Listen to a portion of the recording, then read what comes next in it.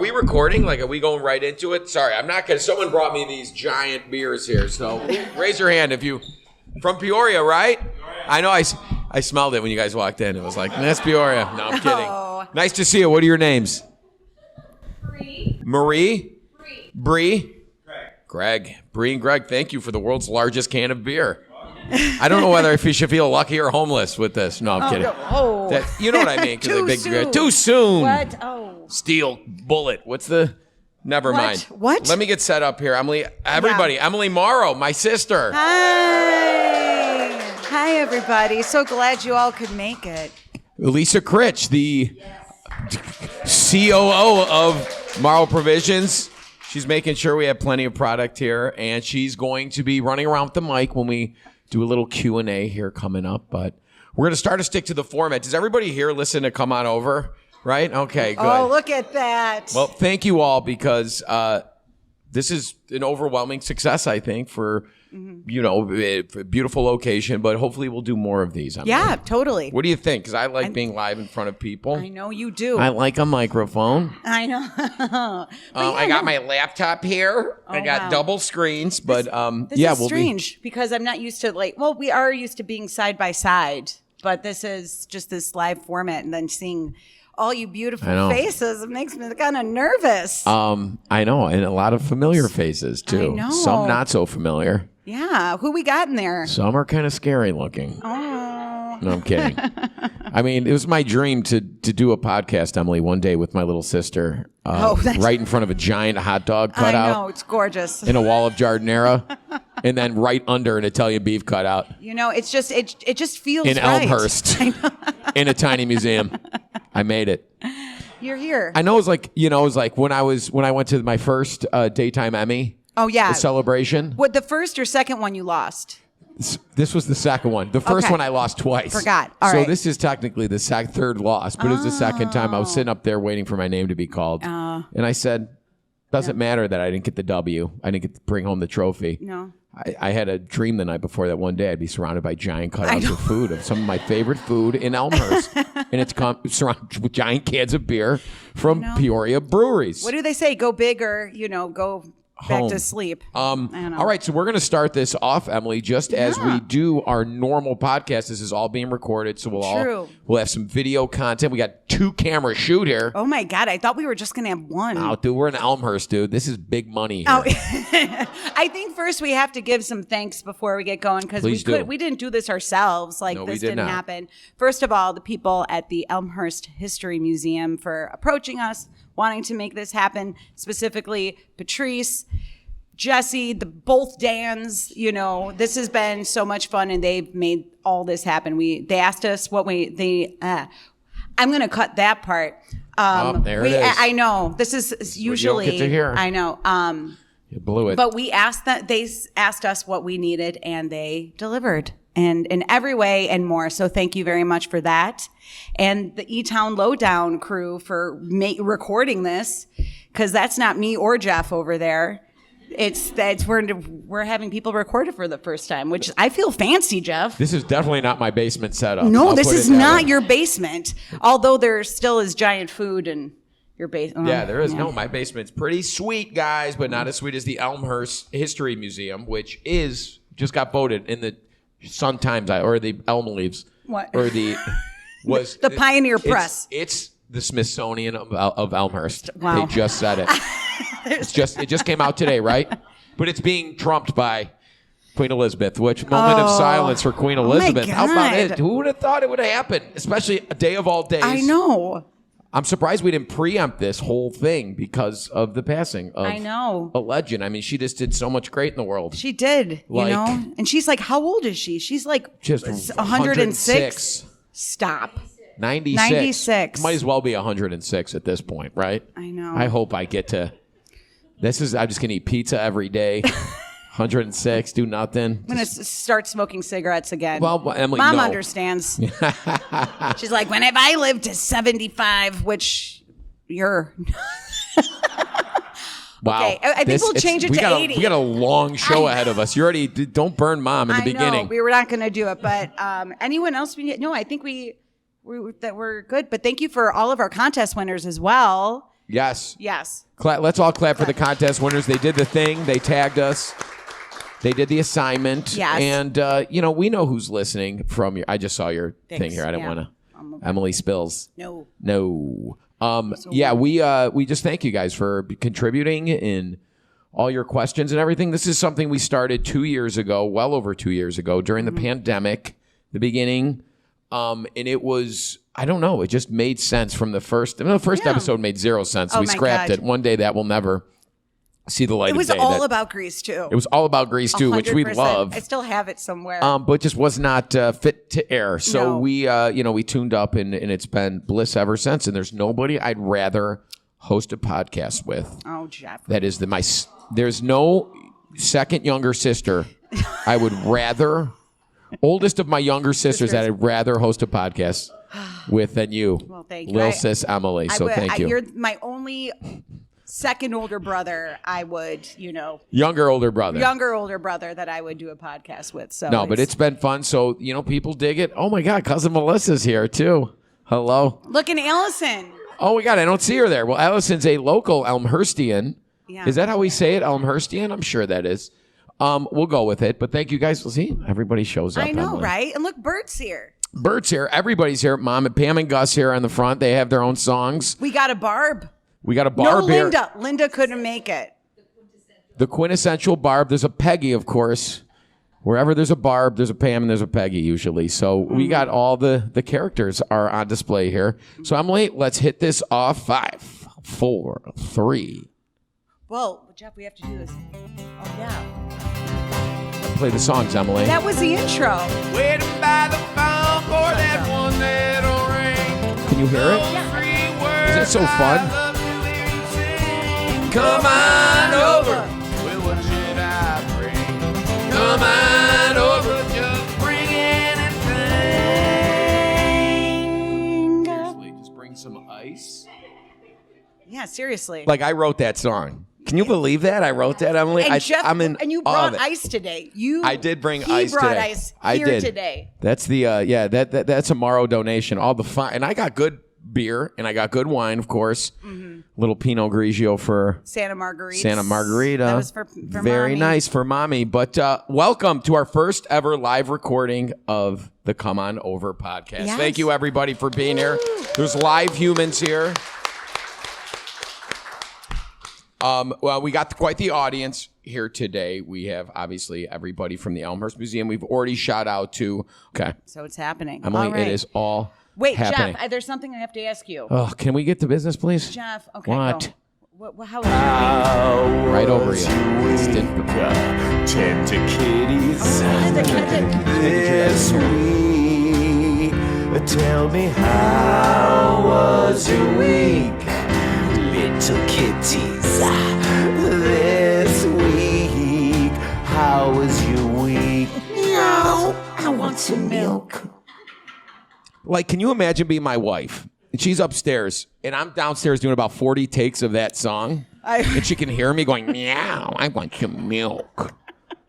My family. It's a lifestyle choice. It is a lifestyle choice. But yeah, so Jeff, how was your week? Well, I got back from another trip to South Carolina. Of course. We flew into Savannah and went to a location called Palmetto Dunes.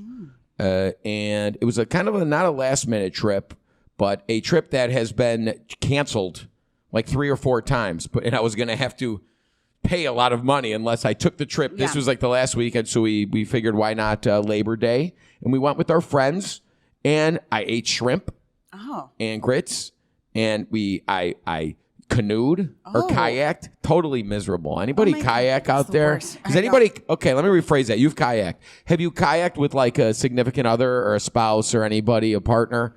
Have you ever just even worse.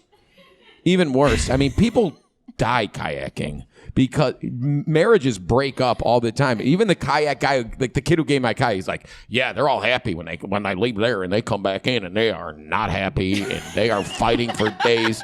Because the option with the kayak was, do you want to do the freshwater, like through the estuaries? It's all calm. You'll see crocodiles, right? Maybe an egret, right? That's a bird. It is a bird. Yeah, a great blue heron. Ooh. You see all these people, maybe an osprey. If you keep your eyes to the Those tree are all line. like crossword puzzle words. No, it's Scrabble words, Emily. Yeah, sorry. So we chose the saltwater side because you might be able to see dolphins.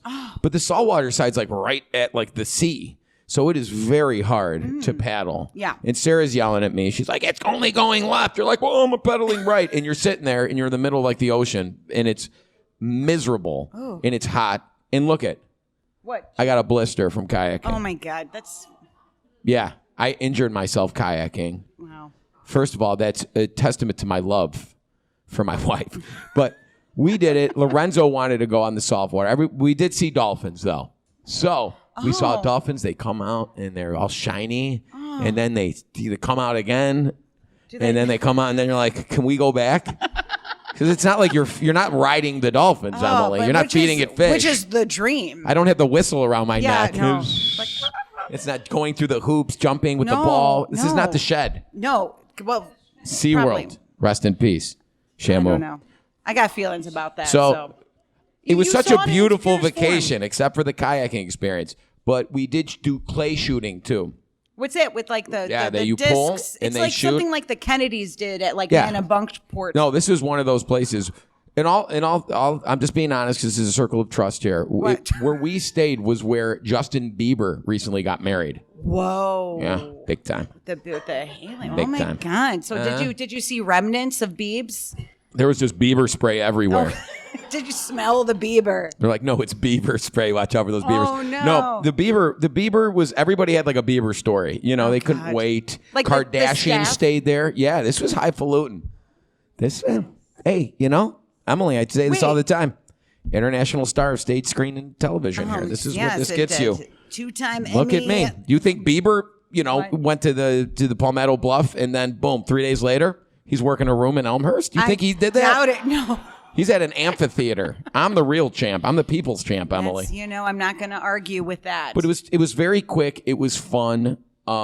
We went with our friends and we had a lot of laughs. And it was just relaxing. And it's an easy trip. Savannah's like 2 hours away. I don't know. This might be my retirement. Oh wow! town. I could see you there in like linen pants. Yeah, linen start- pants. Can I talk about there's two kinds of, anybody a Southerner in here? No. Oh God! Okay. Well, I guess it shows they're our fan base. the best people, but there's two kinds of Southerner dress. Southerner straw men hat. dress two different ways. They either look like Seersucker. they're going golfing. They got the pastel polo, tucked in, braided belt, khaki shorts, like boat shoes. Familiar with that Right? type? Yeah. Little dad body. They got the dad bod, looking good, right? Hey, come on. We got like 3 kids, and they're friendly, and then the wife is blowing the hair and all that. And then there's the other Southern man that looks like Chris Pratt in like a Navy SEAL television show. Like Beard, burly. Really? The hat, like a fishing kind of hat on. They looks like they just got back from, Nam? not Nam, but like a mission, a SEAL mission. SEAL teams 5, 4, 3, 6, whatever. I could see it. Right? They drink a beer and they crush it immediately. Yeah. And they got a beard. And they're like always simmering below the surface, some sort of like anger that's stemming from their childhood. Like there's something that they haven't resolved, but it's coming out in day-to-day life. But yeah, that was really all the takeaway I got from that trip. That very nice trip was don't kayak with your loved one. Okay. Did you enjoy it when you kayaked? No. I enjoyed the kayaking, but then after it was quick, and then we decided to try the canoe. You doubled down on paddle sports. Really? How do your fingers even exist anymore? 42 minutes of kayaking. I was like, I can't even shampoo my hair that night. Oh no, stop it. It was sad. But yeah, it's a lot of work. And then the canoe, you're doing this motion. Well, you guys are a very sporty family. Oh yeah. God bless. Well, that's a takeaway. Don't kayak with a loved one in two kinds of Southern guys. It's a very general statement, but these are just bits I'm coming up with on the fly, guys. Emily! Okay. So my week, I'm just going to, be quick about it because who really wants to hear about my week? Oh. But no. I think everybody... Okay. Did you guys want to hear about Emily's week? It's always so interesting. Isn't it? She always does 43 times more things than I do. So kind of. Let's hear about it. I went to a Greek baptism, an Orthodox There you go. Baptism. See, how do we could have missed out on a Greek. Who doesn't love the Greek? Betty's here. She's fun. Greek. I know. Yeah, Betty's goes so Greek. She's like, she always just like goes into like talking Greek when you're talking about anything in life. It's amazing. First, is anybody like limited Greek that's really Greek? You know, most Greeks are like, I am Greek. You're like, no, you're like the fourth generation. You're like, I am not. You got the chains, the best. Oh yes, their party afterwards was like a wedding practically, and like people are all dressed in pink and flowers and they're dancing. And we actually had, me and the table I was around did a bet about how many courses they were going to have, because the last baptism we went to for their younger kid, I don't even know how many, and let's just say I won with 10 courses. That was 10 courses, like family style plated, and we like discussed each one, because it was sometimes it was 2 or 3 plates, sometimes it was just one, but we were all in agreement that this was one course, and they had 10 courses including dessert. Was this Katie, your friend? Yeah, Katie Kostianis? Dr. Katie Kostianis, famous. It was like so not Greek. Yeah, she's not Greek at all, but her husband's very, very Greek. 10 courses. Mm-hmm. How lamb? Did we see any lamb? 0 lamb. 0 lamb? I thought there was going to be another. I thought I was going to lose because I was like, there has not been lamb yet. What about the beautiful potatoes and rice? I love those Greek potatoes. They had the rice. Lemony. They didn't have the potato. Cousin Melissa, who was there rice? I don't remember if there was rice, but I wasn't sure where the potatoes were. No potatoes. She said no potatoes. There was rice, so it was just 10 courses of rice. Wow, great party. How much did you give? No, but I hope you put in cash and kept the envelope unsealed. I gave him a. My father taught me that. He's like, don't seal the envelope till you get the 3rd course. They could fool you with an open bar, and then next thing you know, right? It's like cold piccata. No, it was all the food was delicious, and I didn't give cash. I gave him a unicorn jewelry box. It's just terrible. What? It's like it's either they're fine. They're 90% financially of the gifts, fine. I know. You know what? I'd rather give them something that their daughter could be like, That's whatever, nice. like Papa Emily. I thought they had a son. That's why I was like, oh no, you gave him a unicorn gift box. You know, the Greeks were like, but this is not what we do. I know they're allowed to. It must be a Pegasus riding a wolf. But yeah, so did that. What else? Got to say this real quick. Me and Mikey Savage were sitting at a restaurant bar, 2 o'clock on a Monday. Sat next to this. Hands. No, we're sitting staring next into to each other's eyes. To this elderly lady. She was probably somewhere in her 90s. She lives across the street.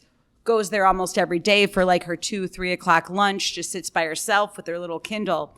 She started talking to us and like couldn't stop. Apparently, she used to be like a gumad for gangsters like Giancana.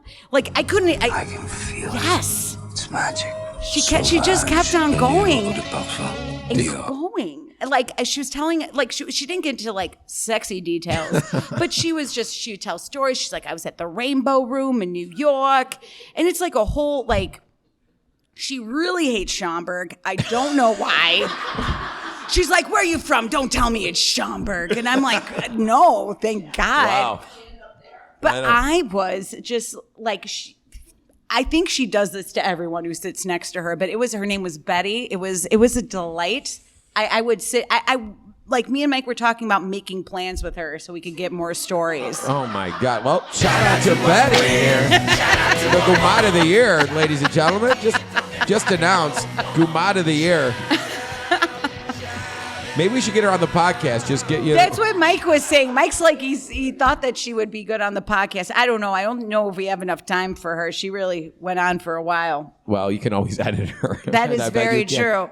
Very, very Gumad true. Tales. What was her name? Betty. Betty. Do we get the last name though? No, not at all. I think she's hiding things. But yeah. Betty it is. Betty. Betty B. Betty B. But yeah, that's pretty much my week in a nutshell. You guys didn't get trapped in the rain or anything like that, you and Michael? No, we didn't. Did you rent a on a bike in the No, we've Lincoln never. Park? I think that would be the end of our relationship. What? No, well, just it's like, renting. yeah. I don't think we would do it's kayaking a land together. kayak. You know, a double bike. What do they call them again? I just said it. A tandem bike. A tandem bike. It's yeah, like you a got land it right. kayak. You will That's very good. much split up after that. I know. We don't want to do that. We try to avoid triggering activities for a hothead from Worcester, Massachusetts, and an emotional Italian girl like myself. Yeah. It's a very strong. Just a fun combination sometimes. Hothead Irish and a hothead Italian together. What could go wrong? Just throwing things. God damn it. No, it's not like that. Sauvage. Get it? We love him. We Yes, love Michael we do. Savage. He wishes he could have come, but he's got like 2 parties at work. Oh my heavens! God bless him. He cooks for like the Braves and shit. The people who come in. Oh, sorry. you swear in this church. I'm sorry. I got comfortable. This is. But no, but like he does. Hallowed ground, Emily. They do Come stuff on. for like the Cleveland whatever, the Reds. You're right? done. You're Is done. that what they are? I for don't the know. for the teams. You're done. You lost us all at Cleveland. He cooks for the teams. That's For all. Cleveland? That's the takeaway. Yeah, the away teams. Oh, he does. Yes. He doesn't do the Cubs. Yeah, he does like the home catering teams. for them. They Yes. throw him a bone. They're I like, know. Someone's got to cook for him. For the Reds, yeah. Oh my Cincinnati Reds. There it is. There it is. Got Emily, there. Yeah. we'll start you off on this one.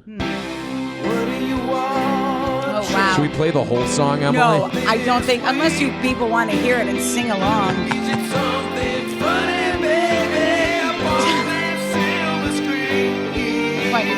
I mean, can you imagine? I'm in my basement for No, like I- 4 hours in a row, and my wife's like, oh my heavens, what is he doing with his time? All right. All right. Emily, what are you watching? This is big news, Emily. What am I watching? We all need to know what you're watching. All right. You dictate. Okay, you know what? This week, huge. I know I've talked about it twice. Claim to Fame had the season finale, and it was explosive. And we found Has out. anybody watched Claim to Fame yet? Oh wait, can we get some? Hold on. I need some. I need someone else to. Lisa's rolling with the mic right now. We're doing this but yes. we call this Povich style. It's a Jenny Jones style here when we're doing. We're Jenny Jones. Okay, what is so great about Claim to Fame. Just tell us why you like it, Bert, and your name. My name's Bert. I like Claim to Fame because it's literally a show about relatives of celebrities who actually you don't know who they are.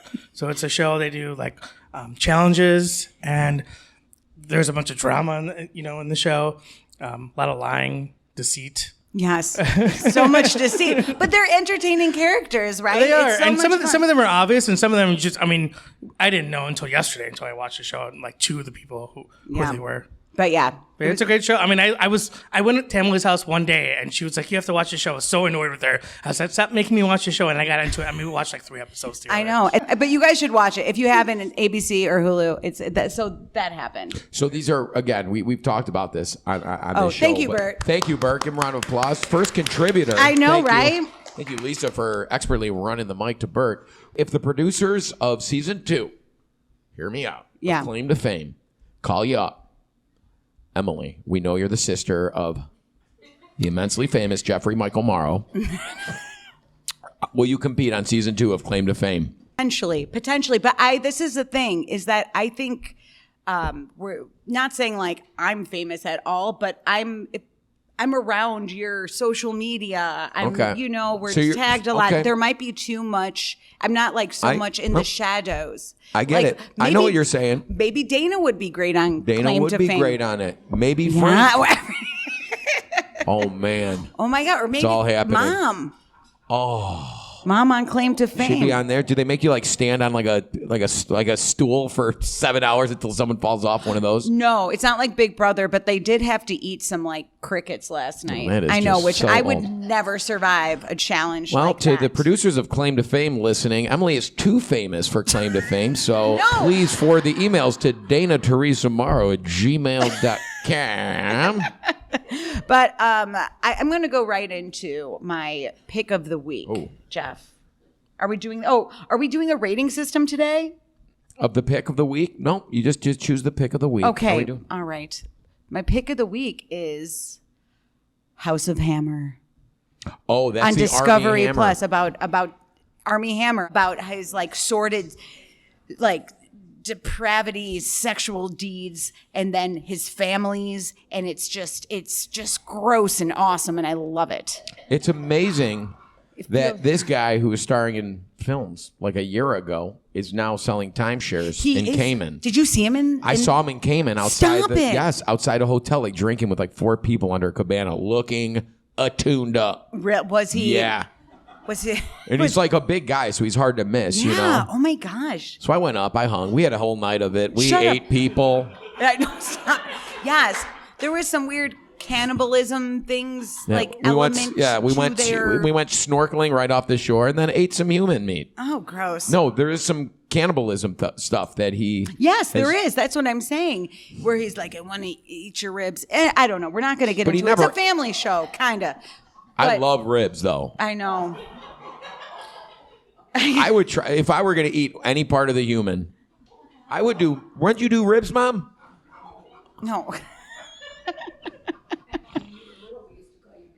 Remember that was a nice McRib. They call me McRib because you could see my rib through my skin because I was thin. That was a fun 3 weeks. Very strange for a Mauro. Yes, exactly. And then the Mauro jeans kicked in. They're like, not so fast. Joking. But not so fast. What else? Oh, and then my rotten pick of the week. Which I'm currently still watching, so it's kind of, I don't know why I'm still watching it, but I got to see it through to the end. Is Devil in Ohio? Oh, Sarah, watch it. Hold on. Can we get the mic? Can we get the mic on Pam, please?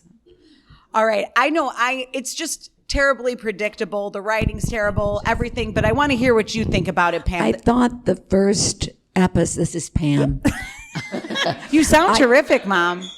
I thought the first episode was compelling. And then after the second one, it just seemed like, just another one of those Hallmark. It's like a long Lifetime movie. X-rated Hallmark. It's not that X-rated. Or Lifetime. Is there nude? Is Not there really worth the time. Where's the I don't think. X-ration? Remember we started watching that one? You didn't like it. Is there nudity in it? No, there's zero nudity. No. I don't mean X-rated. There's like teenagers that make out. What about SSC? What? Strong sexual content. No. What did you say? SSC. Strong sexual content from the TV Guide back in the day. Jeff would I was circle. like, what should I watch tonight when everybody goes to bed? I'm like, SSC. I don't know. I wouldn't waste my time on watching the whole series. All right. But yeah, it was Not worth it. I agree. The acting's not great. It's like one of those movies that every single element, like they got the bottom of the barrel for. No talent. Mom, what's your pick of the week this week? Oh. Pick of the week. Oh, you didn't bring that one? We are currently watching. It sounds really corny, but we do like the British shows. Oh boy. And there is one called Guilt. That is a series, and we're watching that, right? City on the Hill, our very, very favorite. I think above Guilt. City on the Hill was awesome. City on the Hill was about Baltimore. Kevin Bacon. Kevin Bacon, huh? Best looking guy around. Wow. Still to this day. He's very chiseled. Absolutely. He's got a lot of sex appeal. Does he really? Wow. Wait, hold on. Gus has got something to say. Lisa. I always thought Dad. I always thought Dad was a Cook County Kevin Bacon. I was like, that guy. My dad looks like Kevin Bacon. So Oh my gosh. You hit it on that. I've never heard He's got you a great swagger in the show. I mean, the show's excellently written, excellent characters. The casting's spectacular. The people in the show are convincing.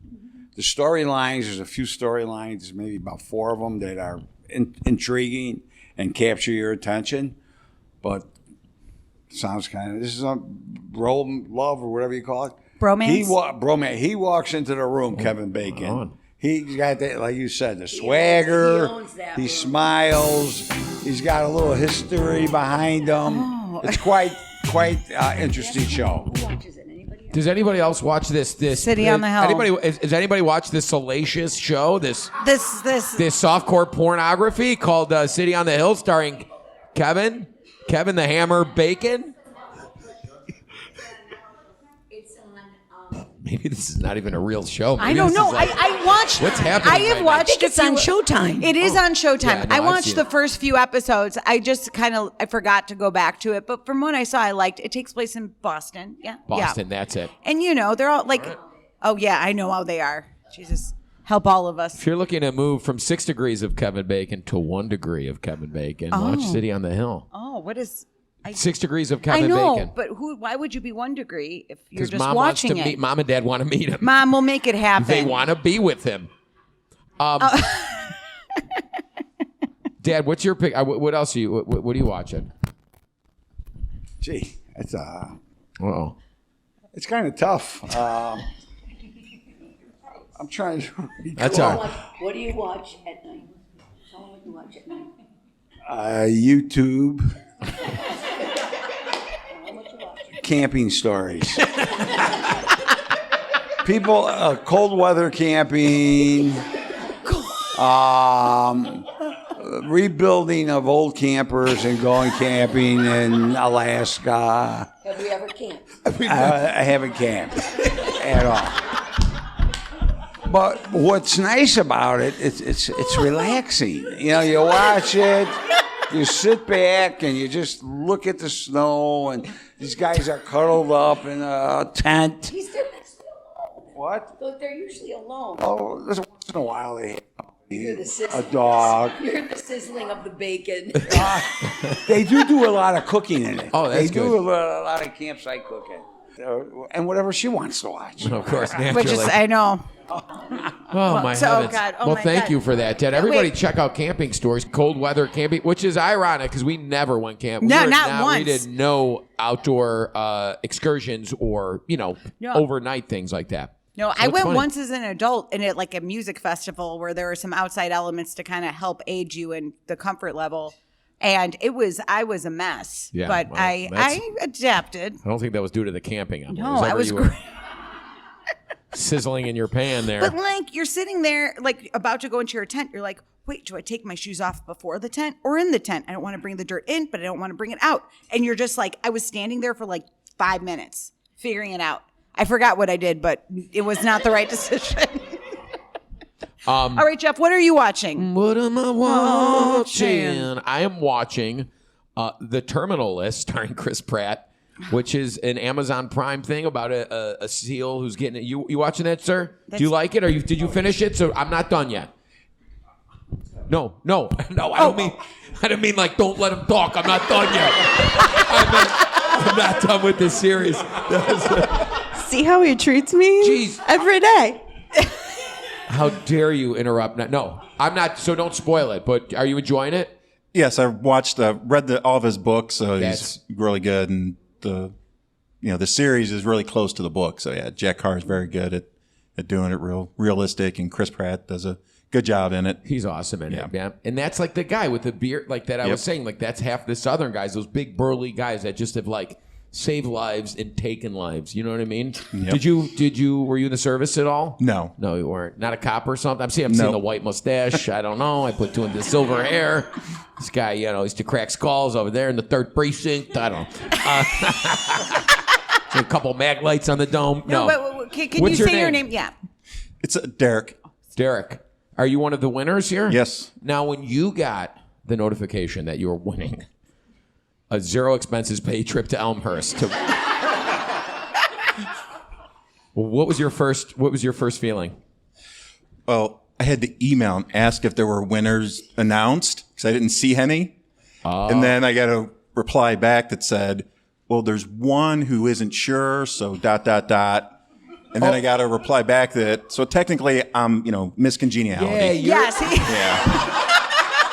Yeah. We had one. This is reserve list Derek, right? Yes. That's what we're calling him. He was on the wait list. Yes. And then Logan Monty Burke couldn't make it. And Well, shout out to Logan Monty Burke, who you guys are gonna see it. We're gonna post it. He has some fan art. He did did like a fan art, fan a cartoon of us. A cartoon of us that is like so wild. It is like very accurate. It highlights my terrible tattoo. It does, like to a T. Like it's ridiculous. Because he bowed out, he couldn't make it. But so I'm glad. But so Derek filled his shoes. Yes, very excited. All right, Derek. As always, we do a rating system.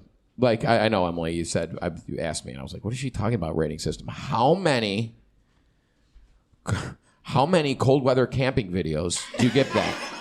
10 being the greatest, 10 cold weather camping videos being the greatest, 1 cold weather camping videos being the worst. How many do you give at Terminal List? Derek, review.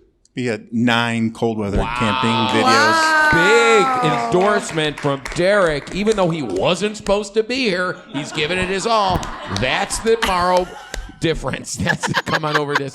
Well, thank you. Everybody give Derek a round of applause. Is he getting a gift bag even though he wasn't he got a gift bag. Okay, he's just getting making sure. Yeah. All the winners get gift bags too with some stuff. And did you guys get the gift bags already? Yeah. Okay, we'll charge you for those on the way out. Okay. We're ruthless here, right, Lisa? Yeah. All right, so Terminal List, great. My rotten pick of the week is I don't have one. I searched and searched. You know what? I'm sick. You know what? Okay. I don't want to disparage the Savannah local news, but I love I never watch TV when I travel. Like, never. But if I'm in like a house type environment or whatever, and we're having coffee in the morning, I like to put on the local news. You know, their local news was very budget. Like, she was sweaty. She had the hair. I'm not criticizing. She was very nice put together, but it like was not. And the framing was off. Oh. Now, anybody that works in, look at these 2 professional camera people running camera right now in the back. You know, you get your eyes in like the 3rd quarter line of the frame, right? So you're engaged where you want all, the happenings on the screen to be, you're drawn in with your eyes to their eyes on that 3/4 mark, right? This thing was 50% line. Stop it. It was the strangest thing. That's a big no-no. But I gotta say, that's probably my pick of the week too, because it was like very nice news compared to.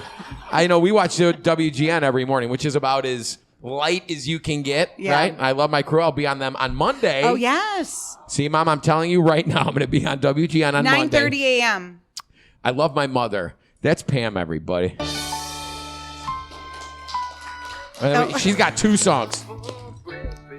I want pancakes. Okay, so my mom insists that my mom gets mad at me. Really, the only time she really gets mad at me is when I don't tell you I have a television appearance, or I'm not, like if I'm doing the Today Show or Good Morning America, whatever, any of those. Sometimes it slips. So now Aunt Fran, hi Aunt Fran. Everybody give Aunt Fran. She's the best. Yeah. We've talked about her aplenty on the podcast, and she's she's on the chain. You're on the text chain, and I'll be like, just FYI, 9 a.m. Monday morning, WGN, and then my mom will be like, what? Well, what channel? I'm like, Mom, WGN, Channel 9. Well, what time? I'm like, 9 a.m. No, 9 a.m. But if God forbid I do not make that, what? Why are you mad? Don't be mad. She's scowling at me. Mom, you got 2 songs. So I'm saying this. No one else has Listen, 2 songs. She's got 2 songs. Yeah. I want pancakes with lots of cereal. Come on. What do you want for dinner? I want pan steaks with all the fixings. Oh, Pinot Grigio, it's pan steaks, baby, and it's out of control. Oh, Pinot Grigio, it's pan steaks.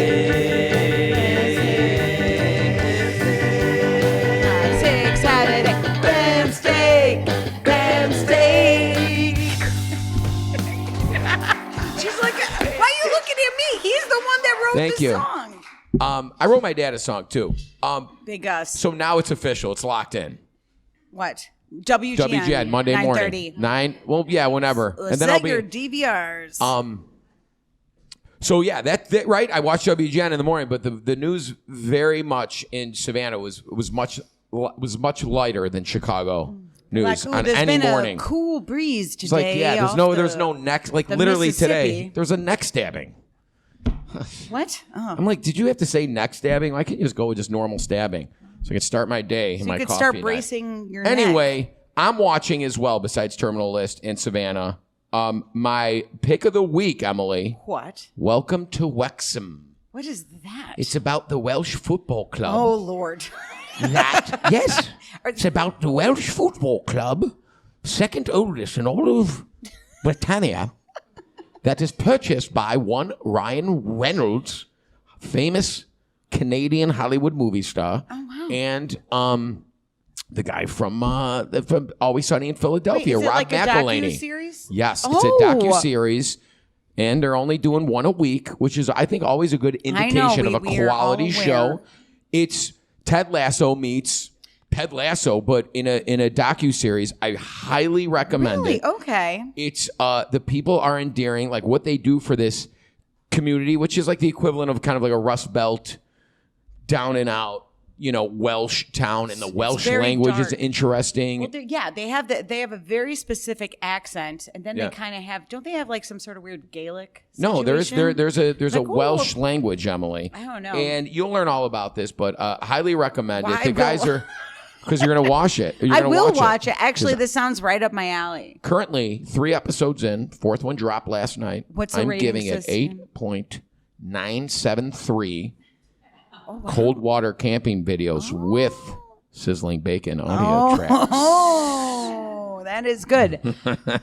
It's like mom's like listening in the other bedroom. She just hears bacon sizzling. Like, what are you doing in there, Gus? I think we should ask does anybody have anything really good they're watching? Any good recommendations? Yes, big time. Hold on. Who's got one? Well, Bert's got another. Oh my God, here he goes. Why is Bert all the way in the back? The new Lord of the Rings show. Okay. Rings of Power. A lot of controversy about this. What are your feelings on it, Bert? I like it. I mean, it's different from the original. It's only 2 episodes in. They're guaranteed 5 seasons. So 50 hours of Lord of the Rings. It's insane. That's too much. They're only 2. Well, no, I don't think so. I think it's too little.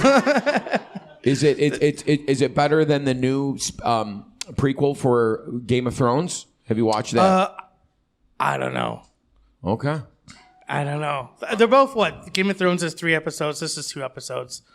We'll see. I mean, they're just developing the characters. And Emily's friends actually in The Rings of Power. Oh, really? Oh, yeah, that's right. Cynthia, she's right? a main character in it. So I'm excited. She's the queen. Yeah, so a bit. I know. I mean, I love it. The graphics. I mean, technology is different. I mean, the first Lord of the Rings came out 20 years ago. Yeah, that's amazing. So technology is just way more advanced now. So. All right, Bert. How many Betty the Storytelling Gumads do you give it? 10 Betty Storytelling Gumads being the pinnacle, top tier, peak television. 1 being terrible. Right now, I'll give it a 9. Give it. I'm sorry. Give it 9. What? Betty. Say I'm giving it 9. Betty. I'm giving it 9. Betty. Storytelling Gumads. Storytelling Gumads. Yeah, there you go. He worked on Taylor Street for a long time. I know, he did. He knows. I was actually there today. Oh my God. Yeah, he used to work for our daddy. For our daddy. Our daddy. Actually, I managed your condo as well. Yeah, that's right. In University Village. Yes. Sorry about that. I'll get that to you. I'll get that fee to you. So I know it's been 20 years. But, oh, wow. Thank you for all your service to this fine country. Yes. Meaning that.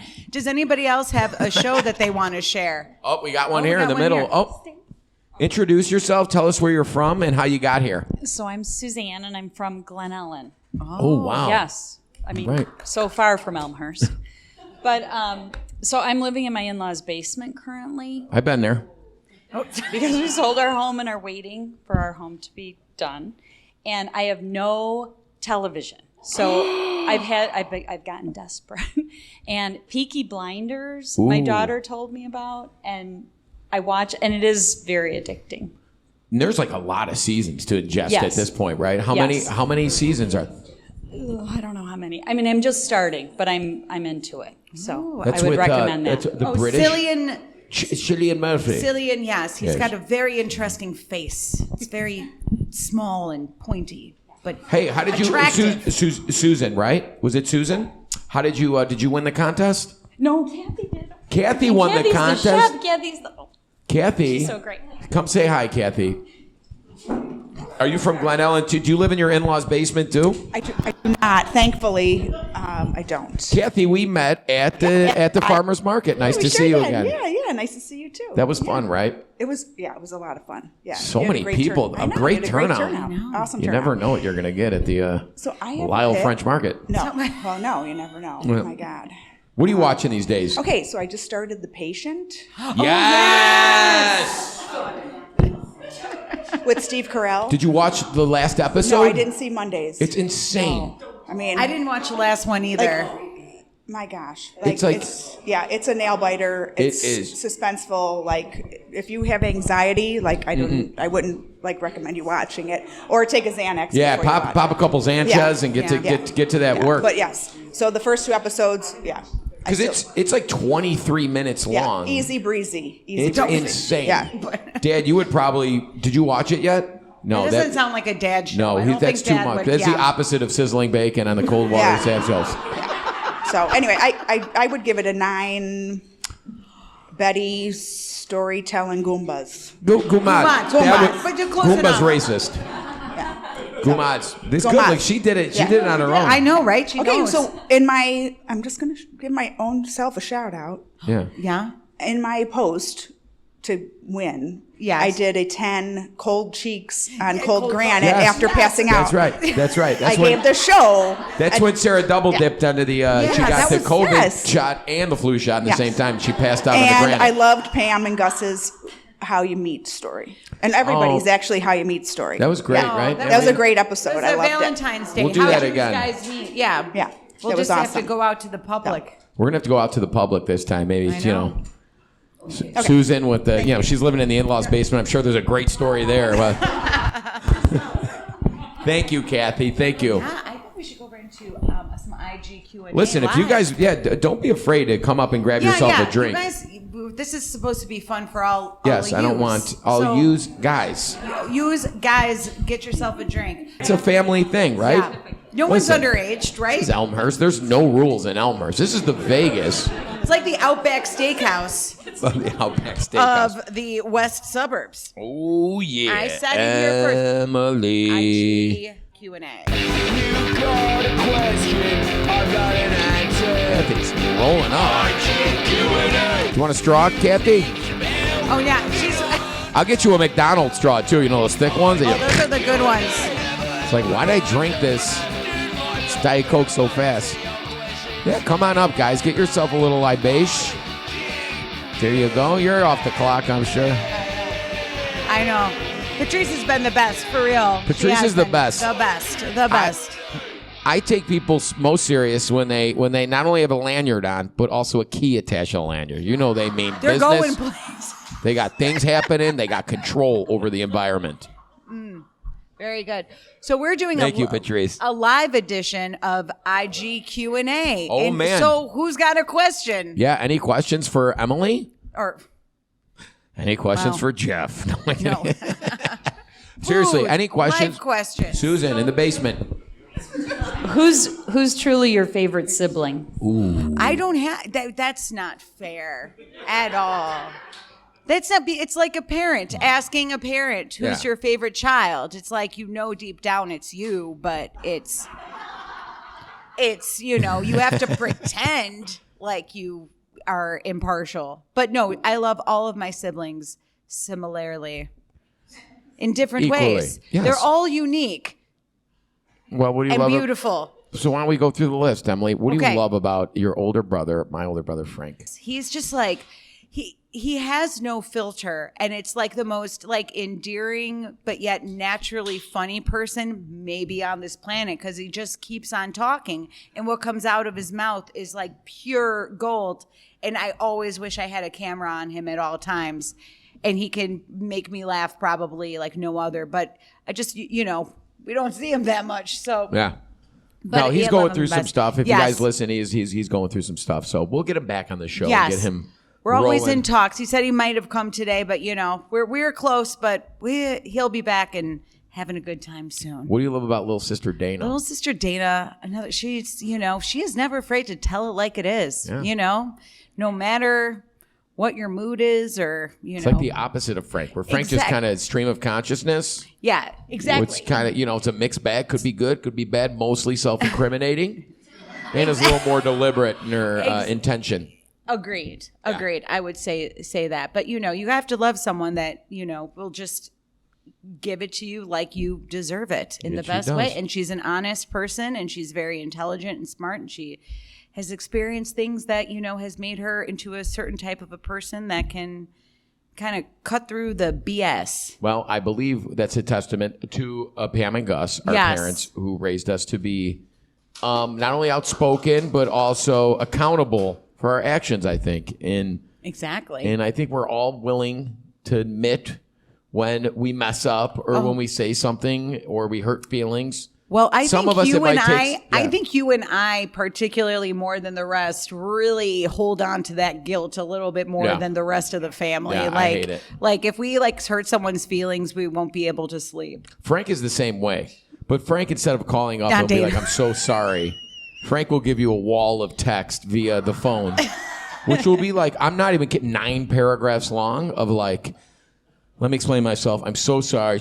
I can't, even if he's like, can't come to dinner or something, it's 9 paragraph wall of text. I woke up this morning. I was feeling somewhat whatever. I know. I'm the worst. You're the worst. I'm sorry. No, you're the best. And then he'll be like, LOL. It's very confusing. He loves LOLing. Then it's just like, not come and deal with it. But yeah, we're all, we're a tight team. Yes, we are. The Mauro clan. Any other questions? Yeah. Susan, no, please, just commandeer the munches. I had one more. I'm just curious to know to what do you owe your success? Like what pivotal decision or at what moment did you say to yourself, God, am I glad I did that or met that person? I've said, I would say it was in 3rd grade. I know it's weird, but it was when I did my first play ever. My first time on stage was at my grammar school, and it was in a production of Let George Do It. Obviously, very off Broadway. Off Broadway. But I play like King George the whatever during that time. What was King? We'll say the 3rd. Aunt Fran, Mom? no, King George. Or Betty. Betty. The teachers. George Washington, King George. What number of George was that? Let's say George 23, 44. And so I got out on stage, and I remember my parents were in the audience. I'm sure my dad dragged himself down from Taylor Street to make a hot 3:15 p.m. ticket of Let George Do It. And I went on stage, and I had this accent, British accent that I learned from like nursery rhyme VHS tapes when we were kids. For some reason, very frightening ones. Like we'd always rent these nursery rhyme tapes that were like a constant in our house, which is like London's burning, London's burning, London's fire, fire, fire. Terrifying. Like, oh my God! Like holy, roly poly, pickle bailey, I'm going to kill you. And I don't know why. We fed these nursery rhymes, which I guess gave us all this, penchant for British accent at a very young age. It wasn't from being like traveling to London town. No. Taking the Concorde to London, So we, I don't know. And I got out there and I used what was in our house. And these were these videos, and I put it to an accent on stage. And I remember from that moment on, my folks were like, we're going to put you, if you want to do it, we're going to put you in every type of performance we can. Acting classes, local theater, community theater, Second City programs, all that stuff. So they really, instead of being like, what's this kid doing? Like, why isn't he, he should be dunking a basketball or whatever. Not that, there's not a lot of Italian-American dunkers out there. I'm sure there's a couple. Not at all. They all they have, but they're mostly Spanish, Emily. Oh. But we, so I think from that moment on, to answer your question, it was like, so yes, I know it's like cliche to say I owe it to my folks and my upbringing, but like they were very supportive. And so not only with driving me around to places to help nurture my flair for that, but also when we're around the family table, like that granular, allowing me to be funny around the table, and then family parties allowing me to be funny, and then at funeral lunches, allowed me to get a little blue with the uncles. So yeah, that was it. But like the moment I think I knew I made it was right here at Elmhurst. No, was I think probably when I got home from Food Network Star, and I was gone for like 2.5 months.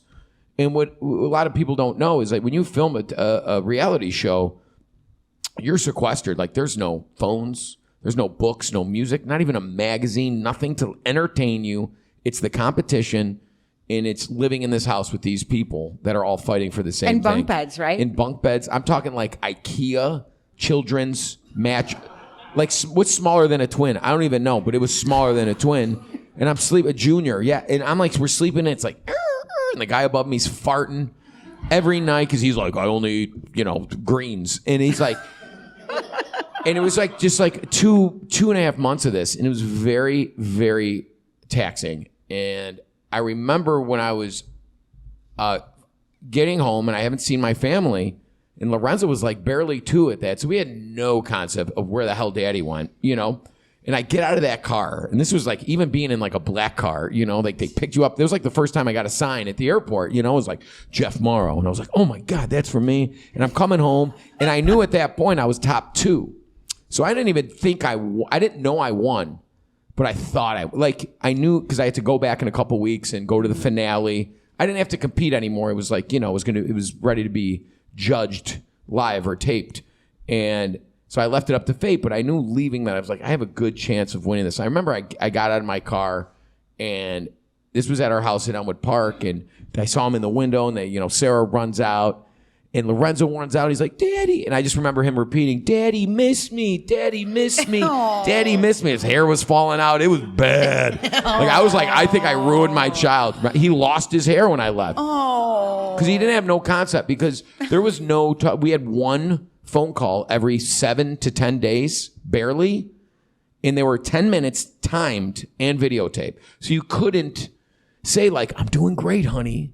So like the first calls was like, oh my God, I miss you. I love, how's everybody? Oh my God, it's great. And then like January came, and like February, there's like blizzards, and I'm calling. I'm like afraid to call home because she's like, Sarah's like, I guess you can't tell me nothing. She turns into a pink lady real quick. She's like, guess what? I don't know. How's Giada? She's like, want to know what happened here? Well, my mom was shoveling the driveway. She fell and fractured her elbow. That's what we're doing here. The porch screen's blew in because of the blizzard. Lorenzo's hair is falling out. But how's Bobby Flay? How's Giada? She hugging you? How's the hot tub? Right? Because she doesn't know what's going on. It started out cordial, but then they progressively got more tense, the conversations, which were videotaped, which they've used like nothing of, obviously. But it was like, you're thinking I'm competing in like, the real, not even real world, but Big Brother or something where it's like co-eds in a hot tub. Yeah. Making weird decisions, getting drunk. Like that was not the experience it's my at all. favorite kind of reality So when I got show. out of that car, and there was like my son running up, and I heard his voice, because the hardest part about being gone was not like, because they'd wake you up at like 3 a.m. with video cameras, and there'd be half the time there'd be no hot water, and it was like torturous. It really was. Longest days, just no food. We're sitting waiting in a room with flies and garbage. It was crazy. I'm not. One day I'll write a book when the NDA's done. But like I forgot it was the homesickness, but to the point where like I couldn't remember what his voice, like Lorenzo's voice, sounded like. You know what I mean? That's like a weird thing to visualize, like, auditorily, I guess. Like, how does he sound? Like, if he were to talk to me right now, like, and I forgot, I saw his picture because we were allowed one picture each, or 2 pictures. It's like, what? Is this the joint? You know what I mean? Like 2 pictures, like, digging behind the wall of their pictures, trying to get out. No. But I forgot how he moved. Like, I forgot how this, little boy that I left, like, moved through life and space. And it was just amazing rolling up in that car and, like, getting out of there and being like, Sarah's like, I made cookies, and we're going to go out, and we're going to see our friends.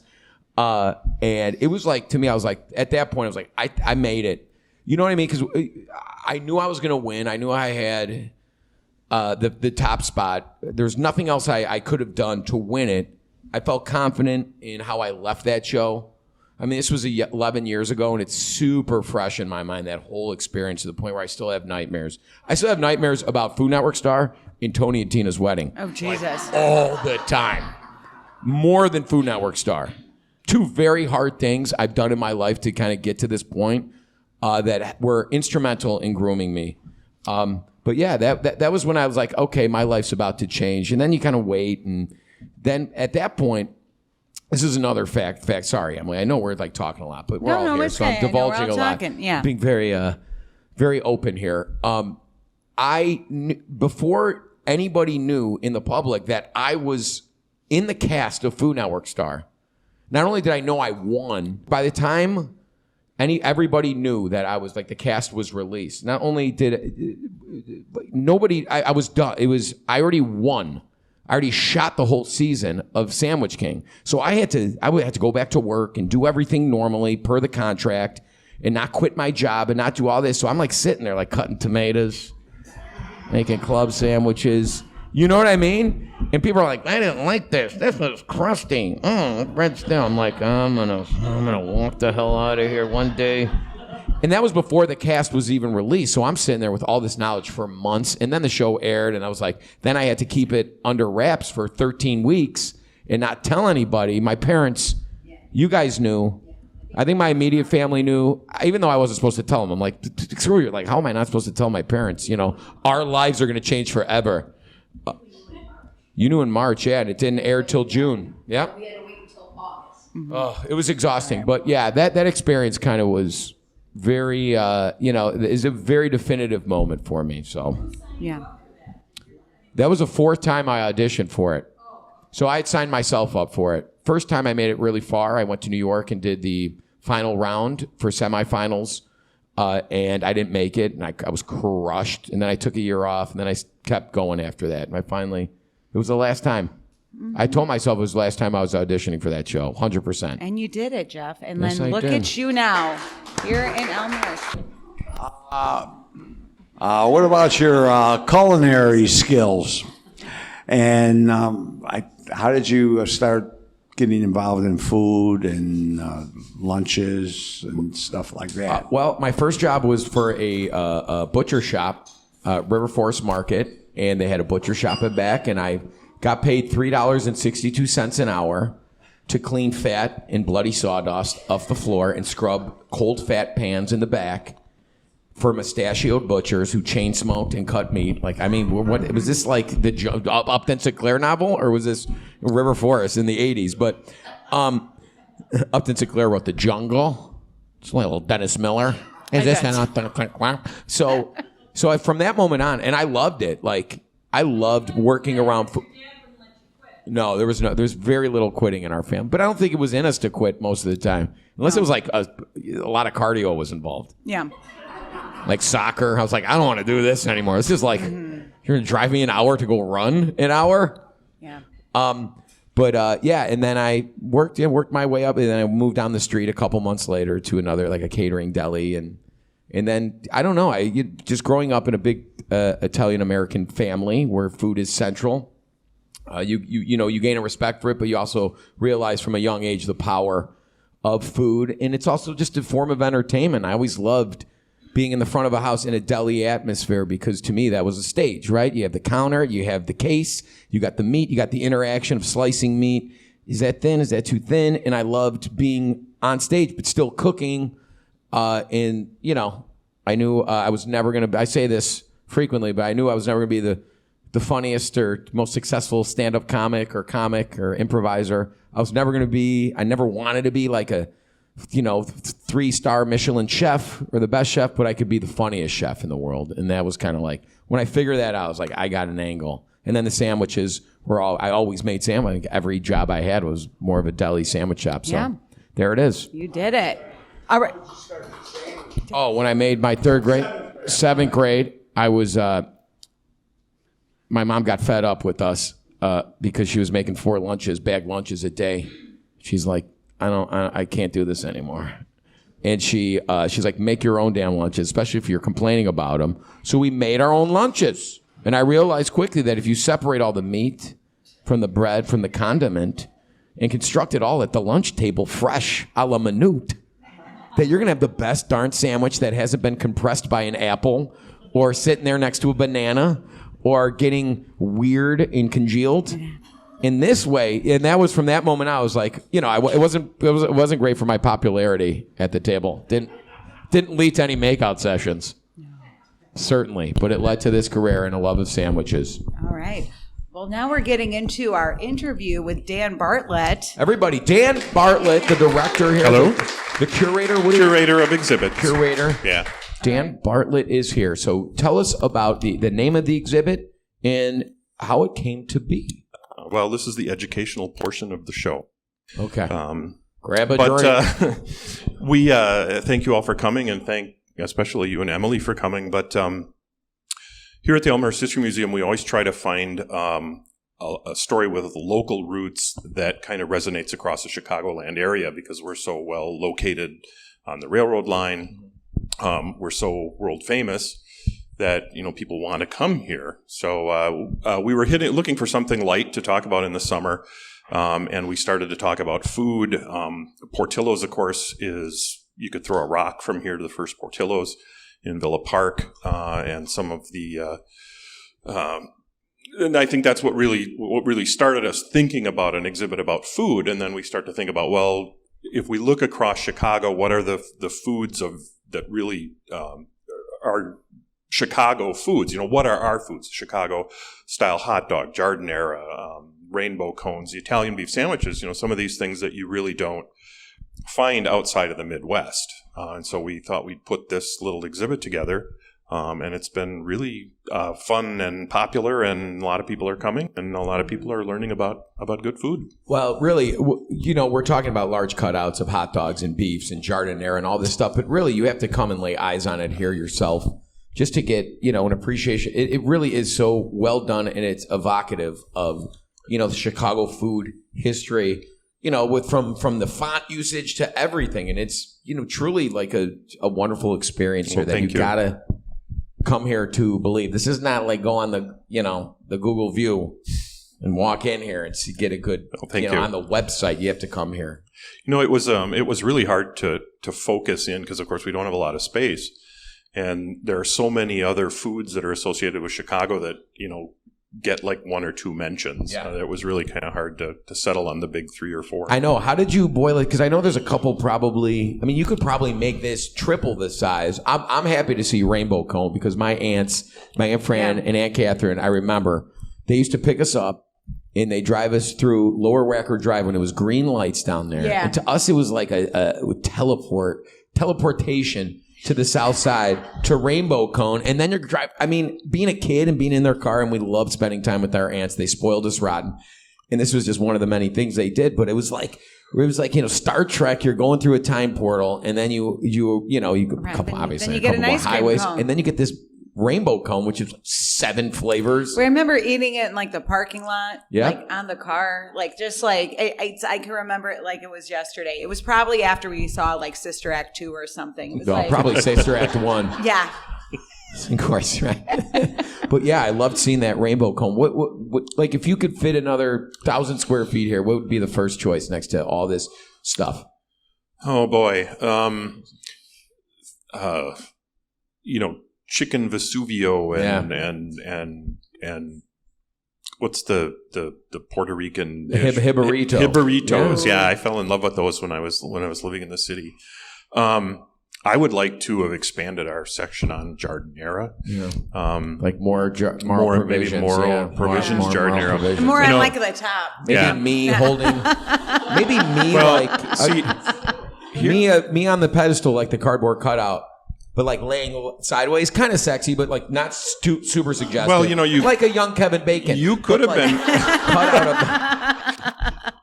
You could have been dead center in the wall of giardiniera, but you'll see that there are 16-ounce jars on the wall there, and almost everybody has the same size 16-ounce jar, but the outliers at the bottom are different sizes. So we started at the top and we went alphabetical with the proper size jar of giardiniera, and then we put the problem people. The problem children. I was wondering why we were on the bottom. I know. So now imagine M in an appropriately sized jar of giardiniera.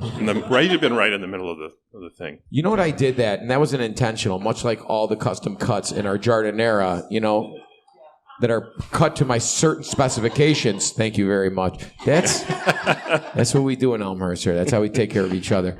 But I that was strategic. The 16-ounce, where we all grew up with that size. Yeah. Sometimes in modern fridges, it's hard to fit into the door, especially when you usually have 3 or 4 of them because they're too tall. So this is very universal. Everybody else is wrong. We're right. Get them off the damn shelf. I hate you.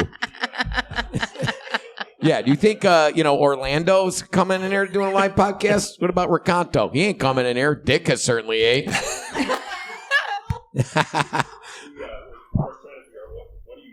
60 jars of giardiniera when the exhibit's over. But I am very excited to try yours, the honey.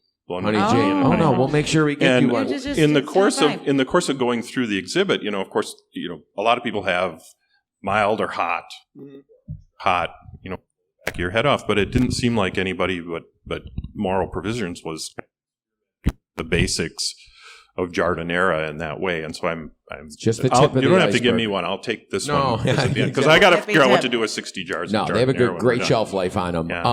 Yeah. I love the representation too. Like you see the pork chops and the Polish too. I mean, that's like another kind of unsung hero that we know that doesn't get the national exposure. Have you seen the bear yet? I have watched a few of the first episodes. Yeah, because this is what a perfect time to have an exhibit like this because of the Italian beef and the exposure the bear has brought to it, and giardiniera is confusing as that setting of the bear can be for Italian beef culture. Very emotional. Very emotional, very intense watch. It has really kind of put it on a pedestal nationally. Right. Yeah, have you seen anybody coming in here because of the bear? No one that I've talked to in the gallery has come in because of the bear, but I did talk to somebody from the LA Times. Oh, really? Yeah, he was about Italian beef. He grew up in Elmwood Park, but oh, really? What's his name? I knew you were going to ask me, and I can't remember. Oh, let's call him Tommy. Tommy from Elmwood Park. Tommy Luca the Brigidi. Yeah. No, but he's that's good. At least they called upon you, right? Because you feel like you have obviously a greater knowledge. Could you call yourself an authority on Chicago food at this point? After the research? No, there's not enough time. No, not enough time. What was the hardest thing? I assume you tried all the places on display. First of all, in the interest of full disclosure, I'm a Wisconsin boy. All right, thank you guys for watching. Come on over now. Get the hell out. No. And so I actually moved from Wisconsin here and moved into the city to take this job in Elmhurst. So. Oh, you're off the boat. Yeah, I am off the boat, literally. And so, we're having these meetings. We're talking about an Italian beef. We're talking about giardiniera. In fact, I couldn't even. I was giardiniera. I couldn't pronounce it. Second one of those. Oh, Lord. Get you a shirt too and some honey, G. How about that? So I dive into the research on the exhibit. And for example, there was one day I was reading about the history of sausages. And I had a meeting with the folks at Vienna Beef, who've been very good supporters of the exhibit. And I went in and I met with the marketing guy, and we talked about hot dogs. And I came back and started to write exhibit text and look at pictures of hot dogs. And at 2:00 in the afternoon, I had to go over to Jewel and buy a pack of Vienna Beef hot dogs and some buns and some mustard. And I ate 3 of them in the basement. Jewels. Oh, wow. Jewels. See, I'm off the boat. Yeah. Here we go. But the same thing, and my wife could always tell what part of the exhibit I was on because, I come home talking about I had to have a deep dish pizza or I had to, get an Italian beef sandwich. And it's like, woe is me, right? Yeah. Wah. It was rough. What was the best thing? So, I love it. I think that's actually a benefit that you came from somewhere else because I think with all of us here that grew up, we all have, we love the hot dogs, the beef, the pizza we grew up eating, and we have a deep connection to that. You kind of came in without that relationship that was forged super early on, so you can almost be impartial. What was your, and without offending any of the sponsors here, what was your favorite eating experience out of all your research? Probably the Italian beef at Bona. Really? Wow.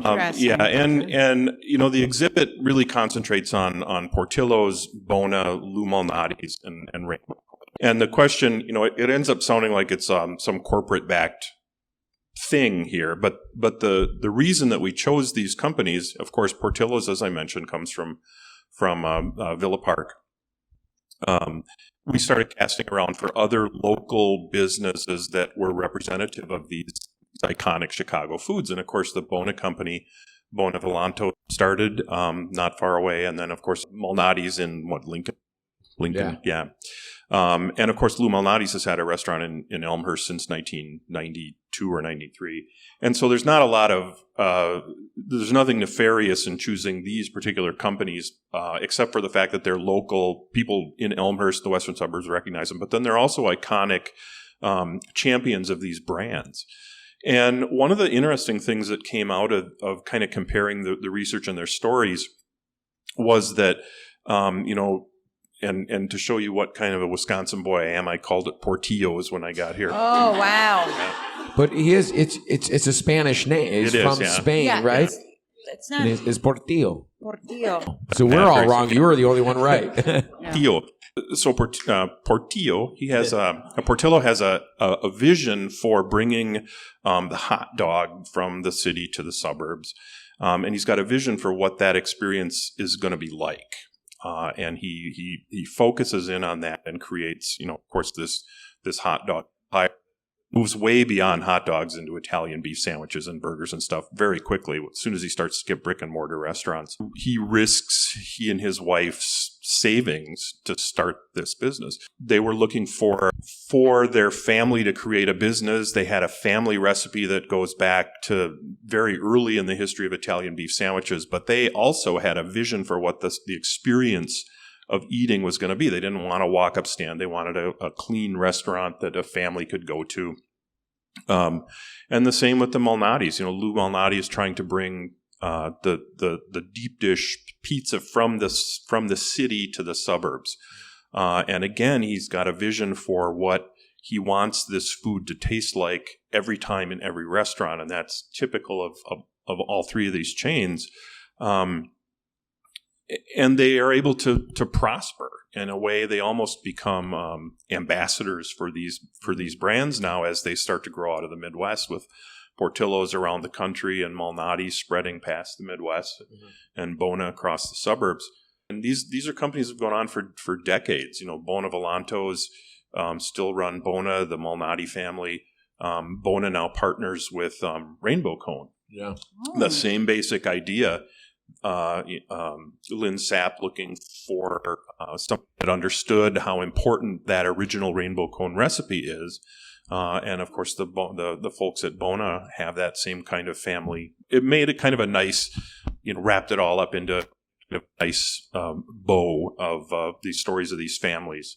I don't know if there are any other families that have started food company or provision companies with Mauro Provisions. Yeah. We celebrate our 2-year anniversary. Yeah. Maybe not enough for the permanent wall, but well, I got a question for you. I got 2 questions for you. I need to know, as a Wisconsinite, now after this journey that you've done for the good of the land of Elmhurst, what is your Italian beef order and what is your pizza order specifically? And you will be judged.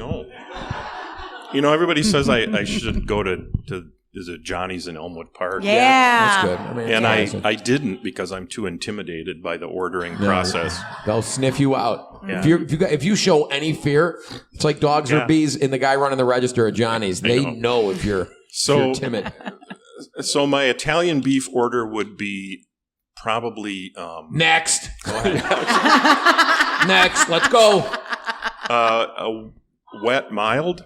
Wet mild. Wow. I don't think they have mild giardiniera at any beef stands. I think it's all hot. No. So you're out. You're out there. All right. No, it's all right. No, that's I like the mild too on it because you can really load it up and get all the crunch and the oil from it. Yeah, and and I understand, and I love that Bona talks about their dipped version is baptized, and I get that, but I'm not there yet. You're not there yet. It's good. A lot. I'm working up the ladder. All right. When I started the exhibit, it was dry. Well, Baby steps. Yeah. I told you, these Wisconsin people, I'm like, what is going on? Can you secede already from the union? What about, Dan, what about your pizza order? A lot less stressful. You can do it anonymously online now. No, we're not judging you on this order. Tell us what kind of pizza and how you order it, please. Well, I mean, this is one of the things in the exhibit. We have a section called the Food Fight, which is a ballot where you can vote on some of the key issues surrounding Chicago food. And, of course, one of the key questions on that is whether the Chicago pizza is deep dish or tavern style. And that, of all of the topics, that seems to be the one that people want to fight about the most. My pizza would be a tavern style, green pepper and Italian sausage, and this is, I understand it's controversial as well, but I like a little fennel in my Italian sausage. Okay, I like it too. Okay, there's nothing wrong with that order. Maybe I'd round it out with like triple pepperoni, but that's just me, and I'm not hijacking your order. That's a good. I gotta defer to the wife on some of this. So it's politics. Yeah, it's all politics. But as far as the question about whether Chicago's pizza is deep dish or tavern style, the balloting through the course of the exhibit is exactly 50-50. Stop it. I am not kidding. It has fluctuated 49-51 the last time I checked.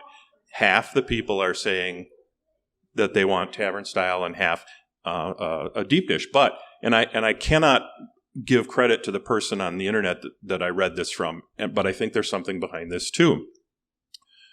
Tavern style is the pizza you eat when you're on your way somewhere and you got to get something to eat, or it's 2:00 in the morning and you're on your way home from something and you got to get something to eat, or the game is on and you got to have something to eat. Yeah. Deep dish is an event. Yeah. Because it takes so much longer to prepare for it. And so that's the we're going out to celebrate, mom's birthday, or we're going out, on a special occasion. And even the Malnati's talk about that when they opened their restaurant, how it became this kind of mecca for graduation parties and birthday parties and the like. So I think, and I've actually seen that in the voting, some people that will say, it depends on what I'm going to event, go whether to. It's like a Friday night, exactly, normal pizza during any time of the year, which, maybe the parents are going out dancing, getting dolled up, That's right. Spritzing on the juke and getting ready for a night out, and they order you a pizza, and the babysitter comes over. You're eating tavern style square cut, right? Exactly. Fighting over the end pieces. And square cut is right. It's a must, but I love that because big celebrations. We always we started going to Uno's, Due's, and then Malnati's took over. So I don't know, maybe 10, 15, 20 years ago or whatever. We started gravitating more towards that, but that's what I always argue with East Coasters about when it comes to Chicago pizza versus New York pizza, that it's not most New Yorkers eat that, they eat their pizza on the go off a soggy cheap paper plate. The pizza's been sitting in a window for God knows how long, and they reheat it, and then you take it for a couple bucks with a soda, and you take it to go. They call it soda. It's called pop here, right? Of course. Sorry to translate I know Wisconsin, you guys call it pop, too. Oh, yeah. God bless you. That's at least we have that in common. We can cross the aisle on that one. So there, right? And it's like hasty and it's quick. And there's some really great slices of New York pizza. But in Chicago, it's always an event. And that's what I think separates us. Because the pizza, we rarely eat slices of pizza here. We only eat whole pizzas. And that pizza usually comes to your door, piping hot in a bag, sometimes a box, or you're sitting down with your loved ones, right? With giant red tinted cups and pitchers of Diet Right, right? Maybe have pizza bread starters before pizza, cheese stick starters before pizza, but as long as you have a salad filled with pasta in it and bacon and blue cheese, the life's in balance, right? And I think that's what separates our wonderful city and our food culture. And that's why I think, especially with help of the Bear and exhibits like this, we've really solidified ourselves as the greatest culinary mecca in the country. And I can honestly say that because I spend literally 50% of my life in New York and New Jersey, and there's great food. I've lived in LA for 4 years. I travel there all the time. I go all over the world. There is no better food per capita, and it's so great to be highlighted in an exhibit, in like an official museum exhibit that should probably travel the world. Are you up for the task? Will you bring it to Cleveland? I'm retiring at the end of October. Great end to that, everybody. Please give Dan Bartlett a round of applause. Curator here at the Elmhurst History Museum. Thank you so much, Dan. I'm sorry, he didn't look at me. I didn't think. But, that's it, guys. I thank you all. Oh, my God. Guess what, Emily? What? I didn't put in the favorite track. So you say something really nice. Well, am I doing the credits? Just do something. All right. Well, thank you, everybody, so much for coming. Family, friends, people who drove from Peoria. Yeah, hey, shout out to Peoria. E-Town, we love Peoria. I got arrested there once. But thank you all. How about this, Emily, as a statistic? What? Dan, you can put this on the wall. 50% of the Mauro children have been arrested in Peoria. It's true. It is true. But we really want to thank the folks over at the Elmhurst History Museum, of course, Patrice, Dan, the folks over at E-Town Lowdown. Seriously, thank you so much. You guys have been a dream to work with. And this has just been so much fun. And we thank everyone for coming out. And it's just a dream come true, I tell you what. We'll do this collectively. Yes. If you guys remember the sign off, I'm going to say thank you all for coming on over. And you guys know what we're going to say after that, right? Now get the hell out, right? All right. Okay, let's do it together. Make Elmhurst proud. I want to hear you on the mountaintops of Elmhurst, down York. And down Roosevelt York, Road. all up and down. Now, York and Roosevelt Road, where you always save more money. Thank you all for coming on over. Now get the hell out.